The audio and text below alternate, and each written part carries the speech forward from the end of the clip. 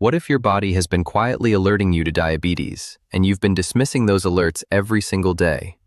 Before any lab work, before any official diagnosis, the evidence may already be written all over your feet.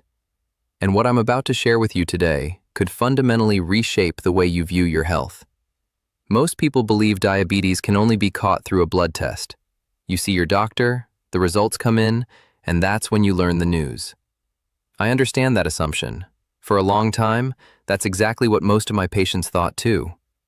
My name is Dr. Dan Carter, and what I've witnessed, what I see validated in my practice week after week, is that your body starts broadcasting signs of elevated blood sugar well before any laboratory test ever detects it. And the very first place those signals tend to surface is your feet. The reason I felt compelled to create this video is the sheer number of patients I've watched walk into a clinic, or worse, into an emergency department, who had displayed every single red flag for months, sometimes years, without recognizing what they were seeing. I want to change that for you right now. Not long ago, I met with a patient. A 67-year-old gentleman, retired, led a generally healthy life, felt perfectly fine. He came in for a routine checkup, but before we ordered any blood work, I asked him about his feet. He said, "They've been kind of numb for a while now. I just figured that came with getting older." He exhibited 4 of the 9 signs I'm going to walk you through today.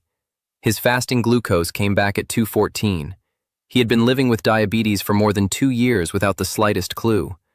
So today, I want to take you through exactly what I showed that patient. 9 indicators that were already visible on his feet, and on the feet of millions of people at this very moment, that almost nobody identifies for what they truly represent. For each one, I'll explain what most people assume it is, what's actually unfolding inside the body, and one practical daily habit that can help safeguard you. The American Diabetes Association estimates that roughly 1 in 5 Americans with diabetes have no idea they have it. That's upward of 8 million individuals going about their everyday routines with a silent condition steadily damaging their nerves, kidneys, eyesight, and yes, their feet. The reassuring part is that a straightforward blood test, costing about $12, can detect this early. But first, you need to know what to watch for. Let's dive in. The first sign is something virtually every patient has already experienced, and every one of them has found a convenient explanation for it. Tingling, numbness, that pins and needles feeling in the feet. My patients almost invariably say the same thing.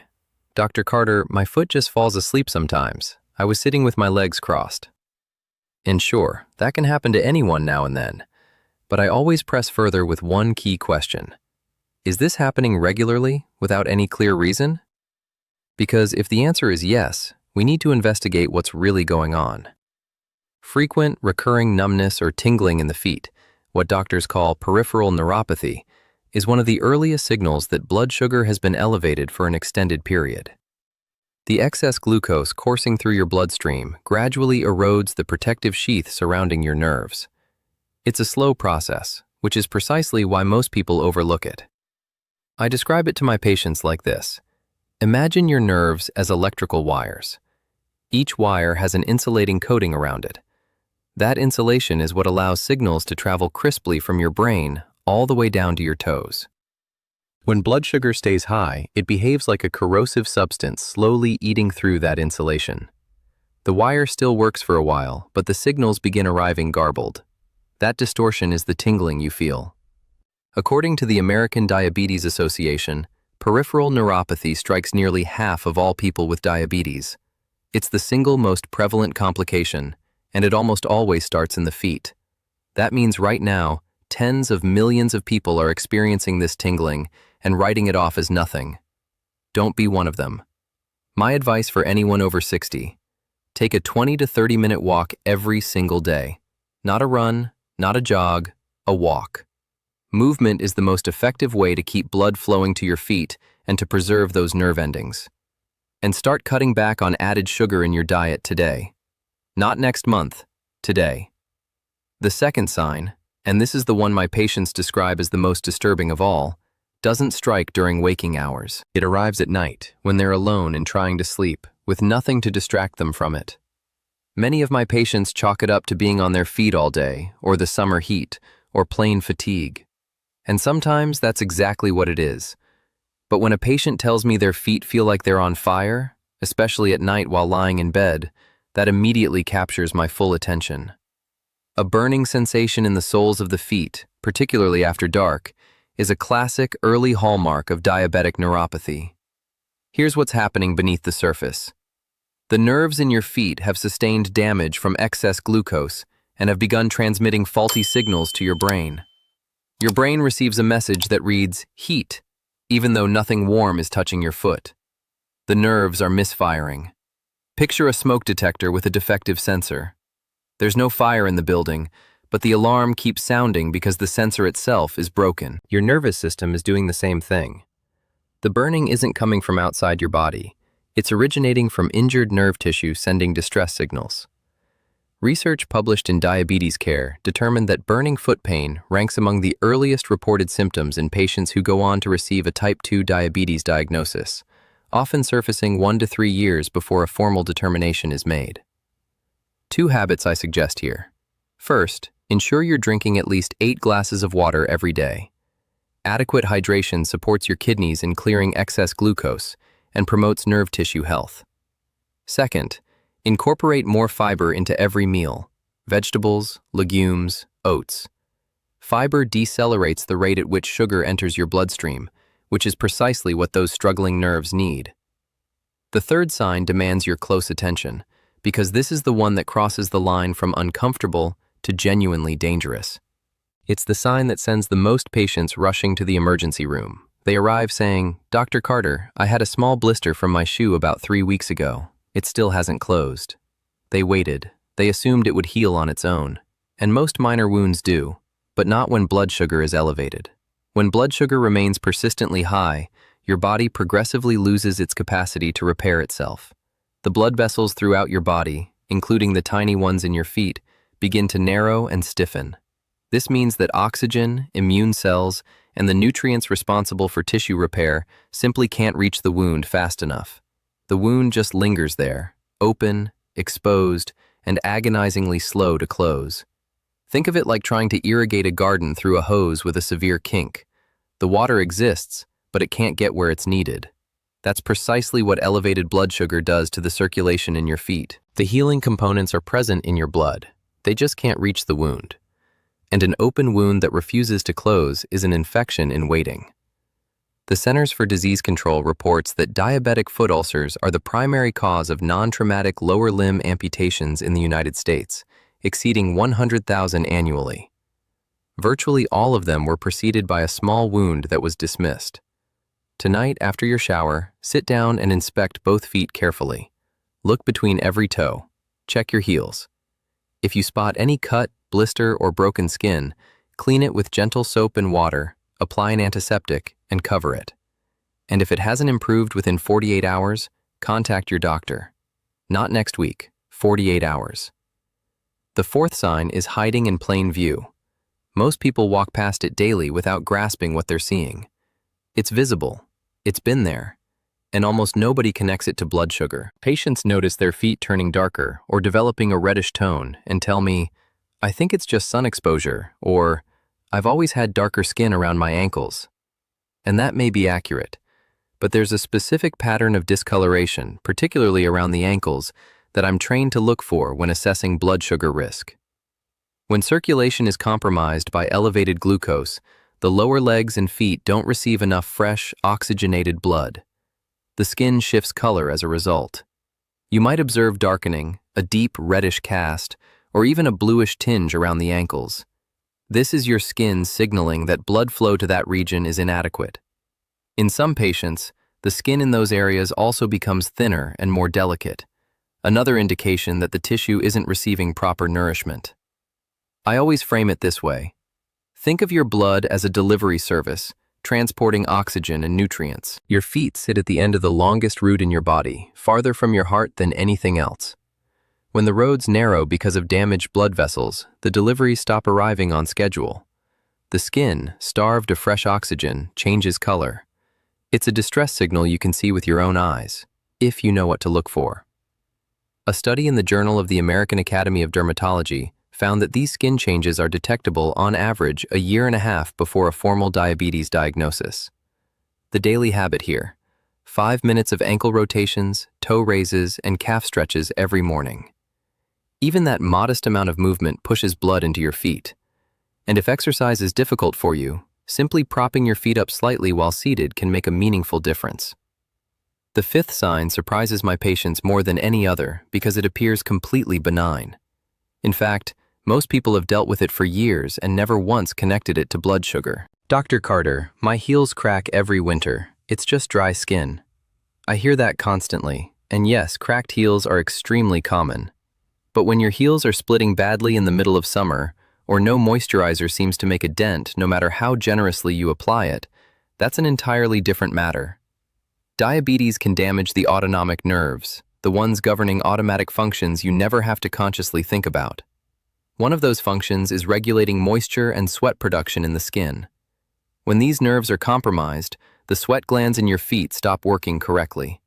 Your feet lose their natural moisture from the inside out. No amount of lotion addresses the underlying cause.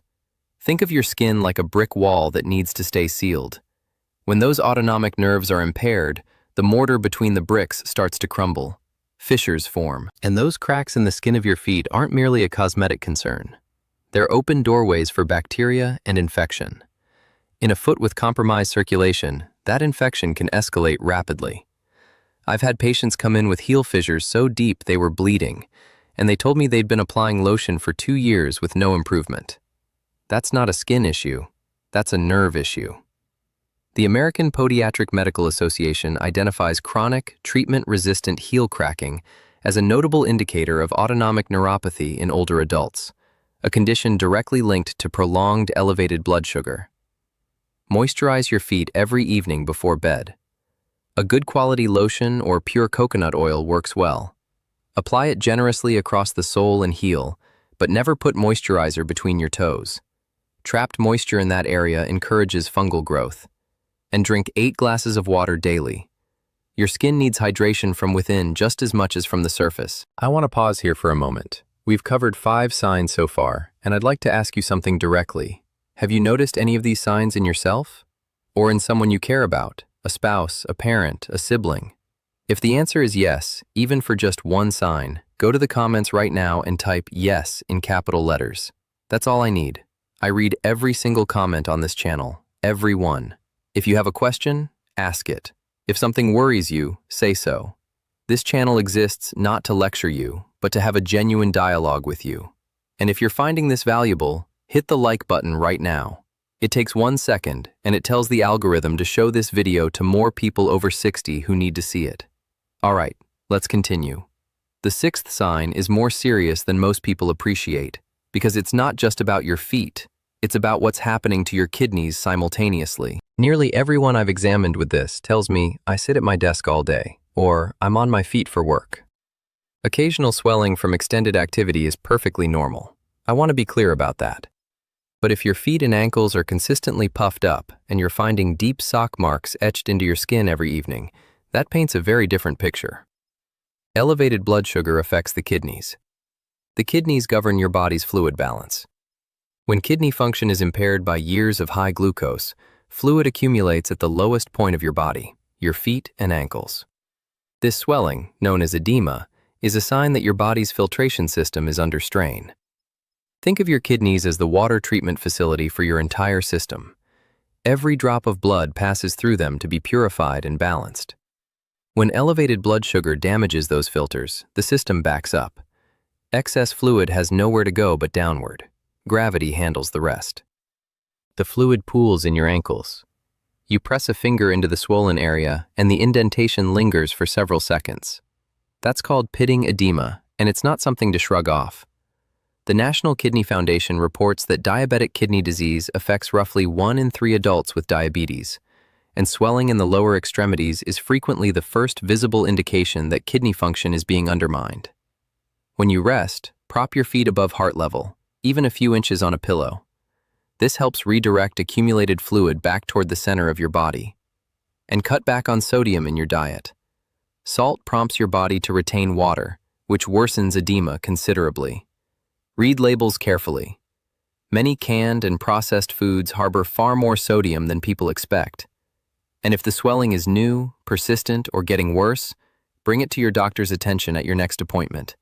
Don't wait for it to escalate. The seventh sign is the one I most often see misidentified, men especially, and by the time they uncover what it truly is, they've been living with it and masking it for years. What I hear, almost without exception, is this: "I've been taking ibuprofen for the foot pain for months. I figured it was arthritis, maybe an old injury." I've heard this account dozens of times, and sometimes that's precisely what it is. But sometimes the pain has a completely different origin, one that ibuprofen will never address. When nerves are damaged by chronically elevated blood sugar, they don't always fall silent. Sometimes they become overactive. Instead of going numb, they start firing random, intense signals that your brain interprets as severe pain. Patients describe it as stabbing, like an electric jolt, or a searing needle being driven through the foot. It occurs most frequently at night, when there are no other sensory distractions. Think of a car alarm that got damaged in a collision. Every few minutes it starts blaring for no reason. Nobody's trying to break in. The alarm system itself is simply malfunctioning. That's exactly what a damaged nerve does. It sends alarm signals to your brain when nothing is actually wrong. The pain is entirely real, but its source is nerve dysfunction, not physical injury. And taking ibuprofen doesn't repair a damaged nerve. What it does is suppress a signal your body is urgently trying to send you. Suppressing signals is the last thing you want when your nerves are crying out for attention. A landmark study in the New England Journal of Medicine found that painful diabetic neuropathy affects roughly a quarter of people with diabetes and is frequently confused with arthritis, tendinitis, or age-related joint deterioration. Every morning, dedicate 5 minutes to gentle foot and ankle stretches before stepping out of bed. Flex your feet, circle your ankles, pull your toes back gently. Get the blood moving before you put any weight on your feet. And every evening before bed, give your feet a gentle 3-minute massage. Light circular strokes along the sole and up around the ankle. Your nerves will respond. The eighth sign is the one that tells me how far things have advanced. When I observe this in a patient, I know we're no longer in the early stages. And nearly every time, the patient's first reaction is, "Doctor, I've always had that."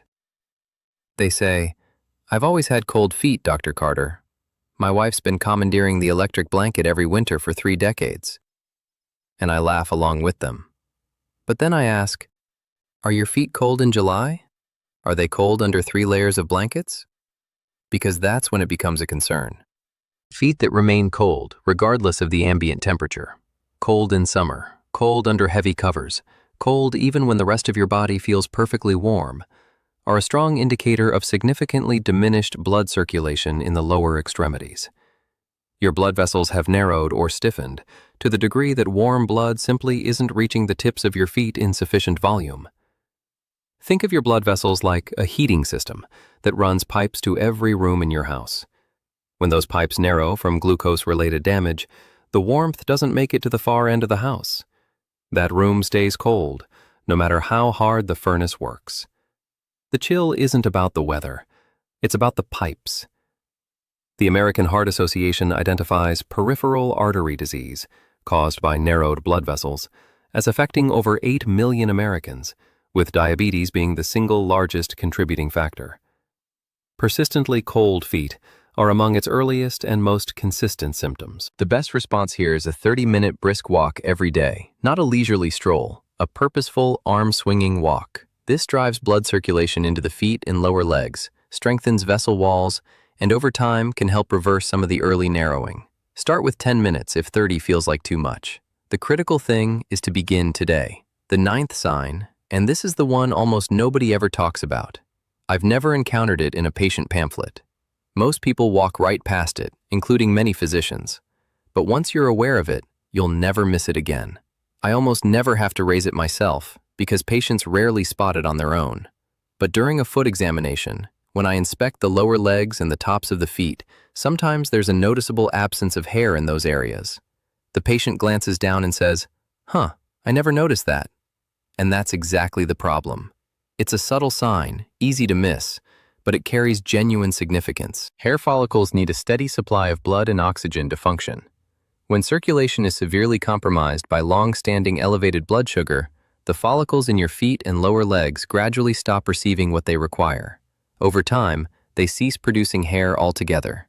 That hair loss is a visible marker of blood vessel damage that has been advancing, in many cases, for years. Think of hair follicles like small plants in a garden. When the irrigation line narrows or gets obstructed, the plants don't die immediately. They simply stop growing, little by little. The absence of growth is your body broadcasting a message about the condition of your blood vessels, a message you can see every time you glance at your legs. Research published in Diabetes, Obesity, and Metabolism found that hair loss on the lower extremities correlates significantly with peripheral vascular disease in diabetic patients, a reliable and frequently overlooked indicator that physicians are specifically trained to check for. Right after this, look at your lower legs and the tops of your feet. If the hair is visibly thinner than on the rest of your leg or absent entirely, schedule a blood glucose test this week. Not this month, this week. Around $12 at any certified lab and covered by Medicare for most of you. $12 can alter the entire course of your health. We've covered a great deal today. 9 signs, 9 opportunities to catch something before it catches you. And I want to be candid with you about something. One of the hardest aspects of my work is sitting across from a patient who has exhibited every single one of these signs for 2 years and is only now learning what they meant. Not because they didn't care. They cared profoundly. They simply didn't have the knowledge. You now have that knowledge. And I'd like you to do one thing with it. Just one. Tonight, before you go to bed, sit down and examine your feet. Take 30 seconds. Look at the skin. Look between the toes. Feel for numbness. Check for any wound that shouldn't be there. 30 seconds. That's all I'm asking. And if you see or feel anything from this list, please call your doctor tomorrow. Not next week, tomorrow.